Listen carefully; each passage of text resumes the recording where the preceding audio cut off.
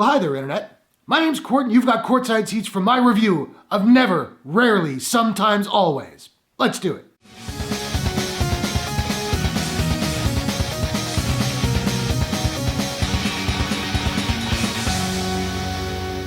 Never, Rarely, Sometimes, Always is a drama from writer-director Eliza Hittman and Focus Features. The film stars Sidney Flanigan, Talia Ryder, Sharon Van Etten, Ryan Eggold, and Theodore Pellerin. A pair of teenage girls in rural Pennsylvania travel to New York City to seek out medical help after an unintended pregnancy. I knew nothing about this movie going in other than that it had played at Sundance to excellent reviews and that it had a 98% fresh critic rating on Rotten Tomatoes. It's pretty good. And I'm so glad I did not sleep on this flick, because I'm saying it right now, this is easily one of the best movies of the year so far. Now, there isn't a bad performance in the film, but it really is a two-hander between Sidney Flanigan, who plays Autumn, who is the pregnant teen, and Talia Ryder, who plays Skylar, who is her best friend. I believe Talia Ryder has a couple of credits under her belt, but this is the first professional acting gig for Sidney Flanigan, and both of them knock it out of the park. Both performances are understated, and they deliver on the emotional beats in a way that is never flamboyant or flashy. They both feel incredibly real, and both performances are exceptional. And this movie is incredibly effective in a lot of ways. Effective is probably a word I'm going to use a couple more times in this video. The way that some of the male characters talk about these women or make offhand comments about them, the way they leer at them, touch them inappropriately, it just made my skin crawl. And that's something I've never been a victim of, but the scenes were played in such subtle and nuanced ways that it was impossible not to empathize with these women and just kind of go like,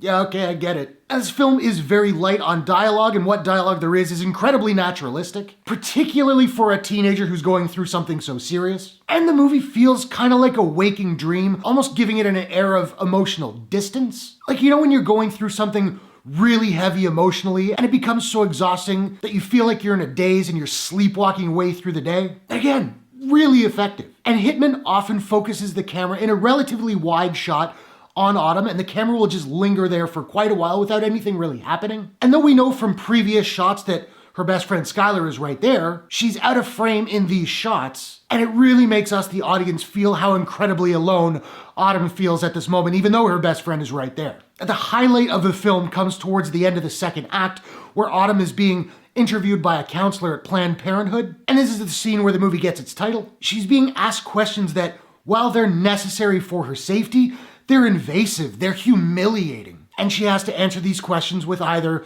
never, rarely, sometimes, or always. And we see the counselor in the beginning of the scene, but once the questions begin, the camera just holds on Autumn's face as she answers, or doesn't answer. And it's absolutely brilliant and heart-wrenching at the same time. That scene kind of blew my mind. And as I was watching this movie, I kept feeling that it was so unflinchingly honest and truthful that this had to have been inspired by something that actually happened to the writer-director Eliza Hittman. I did some digging, apparently not. It was inspired by an article she read about another woman, but it really does speak to the movie's efficacy in telling its story in a very real way. I don't really have a lot of negatives for this movie other than it slows down a little bit more than it needs to in a couple of moments here and there. And I'll also say, particularly because of the lack of dialogue, this isn't really a movie for passive viewing. I wouldn't recommend like scrolling through Instagram while you're watching this flick. Some of the most powerful moments and scenes have no dialogue at all, and the emotion is just delivered to us through facial expressions and body language. I highly recommend